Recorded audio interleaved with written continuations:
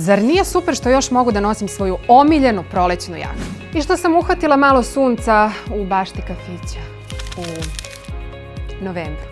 Čekaj, to nije super. Stalno slušamo upozorenja da se klima menja. Ali šta to tačno znači za naš svakodnevni život?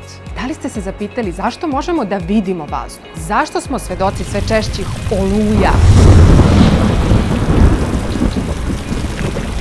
Poplava i suša. I zašto godišnja doba gotovo da i ne razlikujemo? Kurs klimatske promene, rizici i izazovi pomoći će vam da razumete zašto se klima menja, kako da se ovim promenama prilagodimo i šta nas očekuje u godinama koje dolaze.